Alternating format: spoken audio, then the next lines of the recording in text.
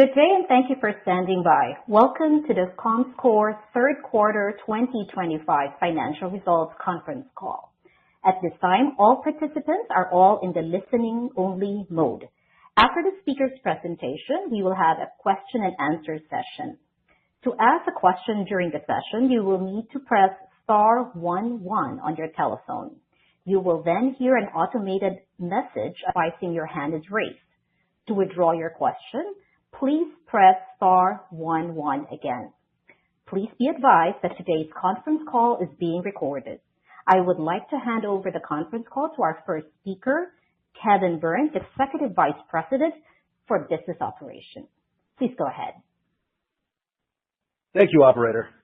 Before we begin our prepared remarks, I'd like to remind all of you that the following discussion contains forward-looking statements. These forward-looking statements include comments about our plans, expectations, and prospects, and are based on our view as of today, November 4th, 2025. Our actual results in future periods may differ materially from those currently expected because of a number of risks and uncertainties. These risks and uncertainties include those outlined in our 10-K, 10-Q, and other filings with the SEC, which you can find on our website or at www.sec.gov. We disclaim any duty or obligation to update our forward-looking statements to reflect new information after today's call. We'll be discussing non-GAAP measures during this call, for which we have provided reconciliations in today's press release and on our website. Please note that we'll be referring to slides on this call, which are also available on our website, www.comscore.com, under Investor Relations, Events and Presentations. I'll now turn the call over to comScore's Chief Executive Officer, John Carpenter. John? Good evening and thank you for joining us. For the third quarter, we generated just under $89 million in revenues, slightly up year over year and driven by continued solid double-digit growth in key strategic areas of our business. For starters, we delivered another strong print in local with double-digit growth that continues to highlight our product strength in measuring audiences at a hyper-local level across platforms. Second, and despite a shift in strategy from a large retail media client, we delivered 20% year-over-year growth in cross-platform.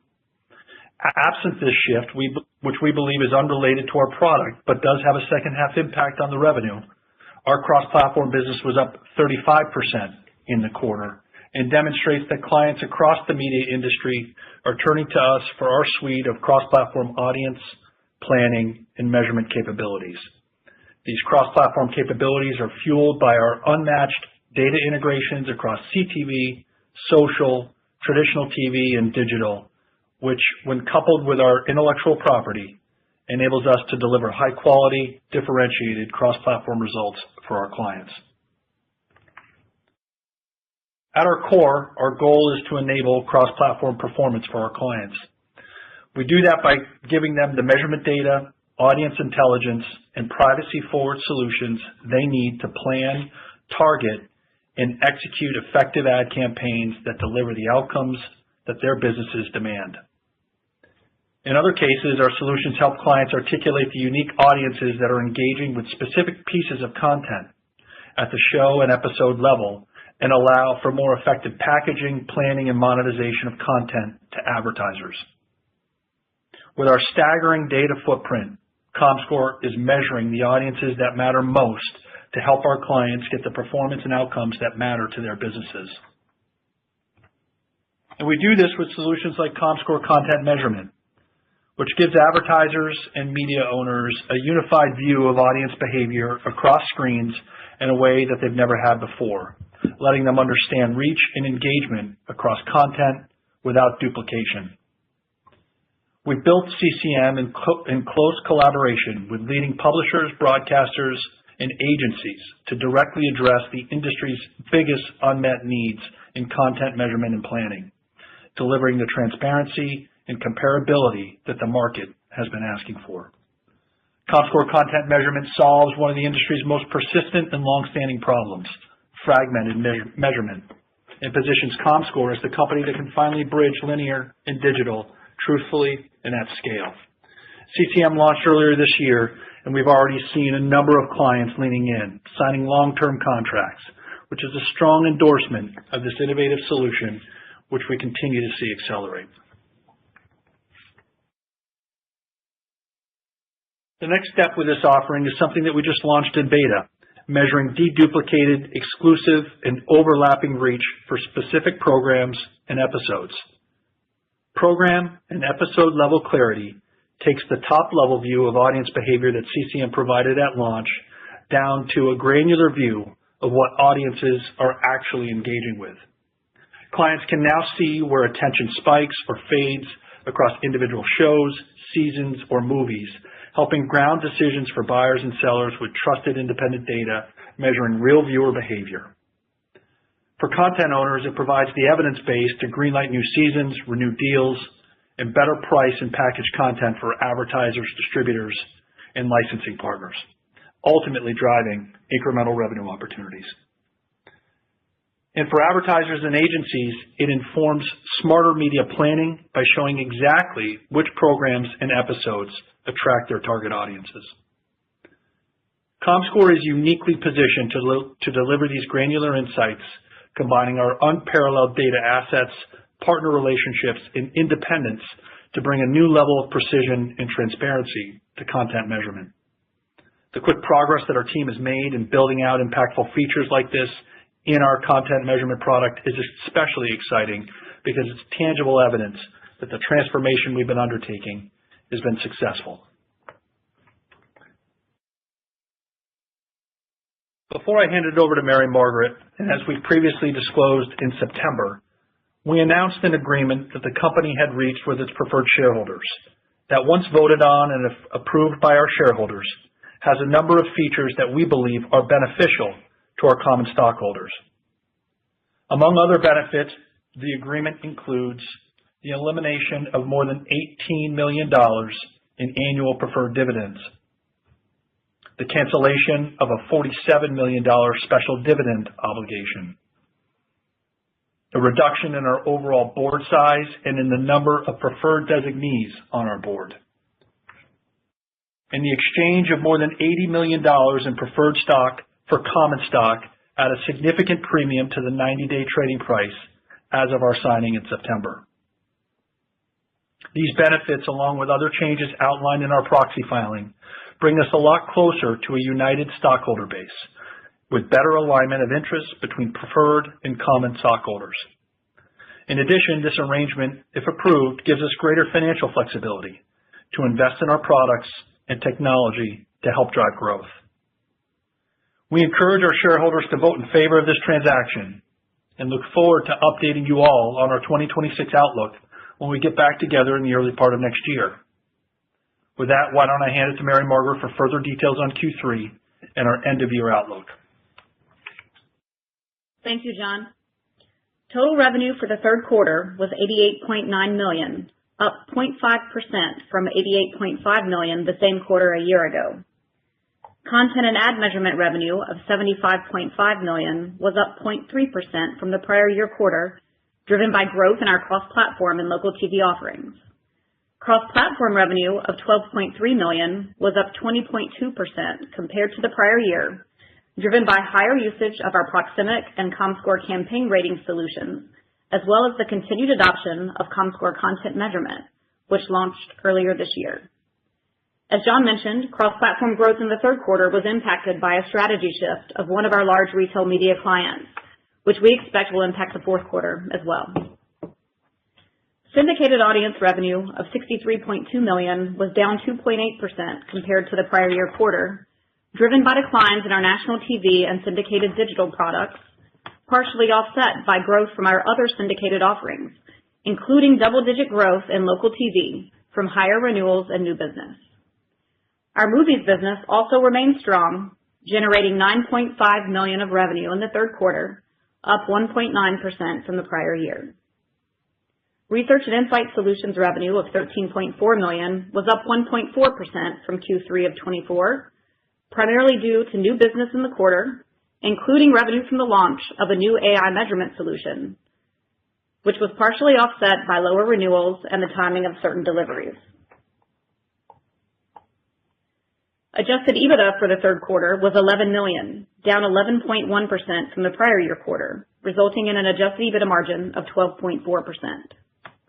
While we remain disciplined in our cost execution, our core operating expenses increased in the third quarter, primarily driven by higher employee incentive compensation accruals this year, which are based on expected full-year performance.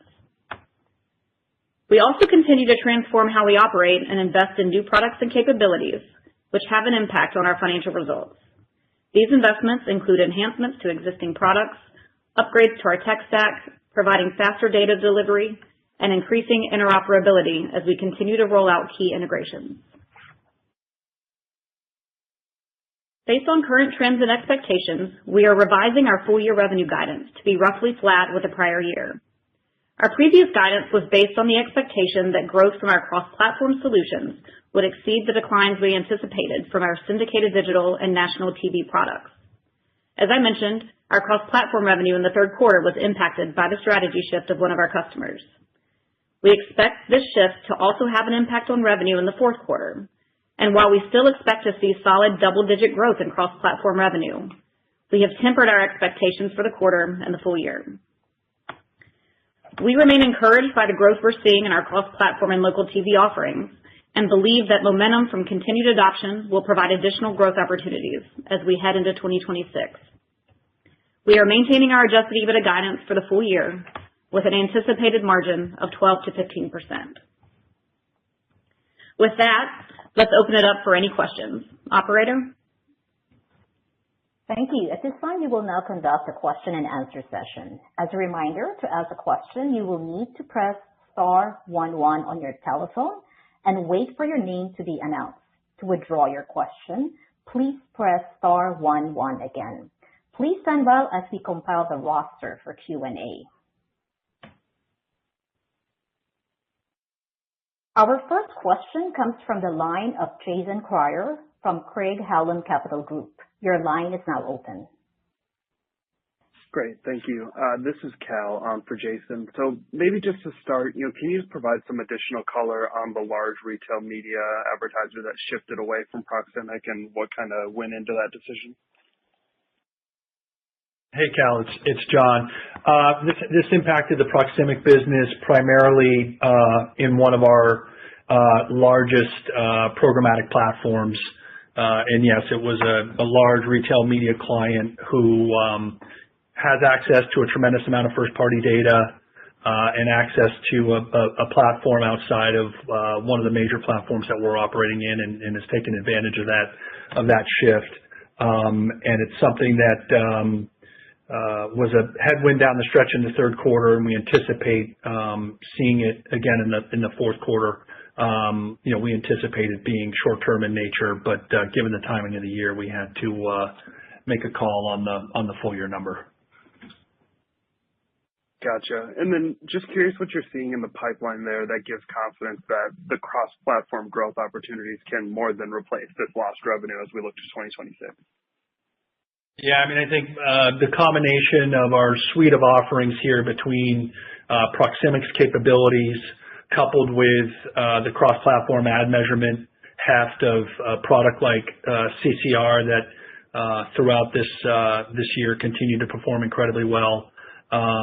Those two things alone complement each other incredibly well. And now we've layered on our content measurement capability with CCM. And as we talked about in the prepared remarks, CCM has really taken off. We launched it in January.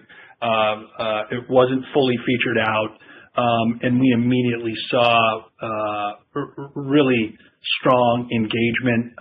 We've signed, as I mentioned in my notes, a number of new long-term deals with major partners, and the pipeline for that product is incredibly encouraging. And so I think the combination of our full suite of cross-platform capabilities is really unmatched compared to the rest of the measurement marketplace, and we're going to continue to lean into the investment that we put forward on some of those, and we fully anticipate it to continue to pay off. Perfect. That makes sense. Maybe next for me, there's been some reports that one of your large competitors will no longer measure local TV stations that are not subscribers. So just curious how this can benefit adoption given your leading capabilities in local, and if you've seen any benefit materialize in the market to date. Yeah, thanks. Look, our prowess in local measurement across channels is certainly one of this company's great strengths, and I think you see that in the result quarter after quarter here with double-digit growth in our local offering. We continue to invest in that capability to support not just our local broadcast partners, but to support our cross-platform capability. And we're highly confident in the quality of that product and the stability that clients get when they engage with our offering, particularly on the traditional, call it TV currency side of things. And so I fully expect us to continue to benefit from the strength of that product. Great. And then maybe last for me, should it ultimately be approved, can you just kind of discuss how the recapitalization improves your EBITDA to free cash flow conversion and what some of the points of emphasis might be for investments given the additional resources? Yeah, I think we're excited about what this agreement does for common shareholders. I outlined some of the benefits of this for our common shareholder base. I encourage people to go to our proxy filing for additional details on that. And as we get into the 26 discussion, and again, like I said, we're encouraging people to approve this. And once approved, I'd be happy to share more detail on the benefit beyond what I articulated on the call today.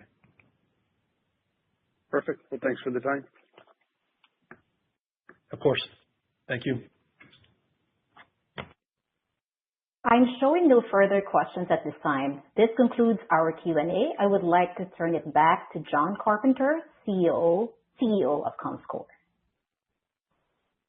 Great, thanks. I'd just like to recognize and thank our employees for their continued hard work here at comScore and what they do to deliver every day for our clients. Further, I'd like to thank our investors and our clients for their continued trust and partnership. Thanks, everyone, for joining us this evening, and we'll be talking soon. Thank you for your participation in today's conference. This does conclude the program. You may now disconnect.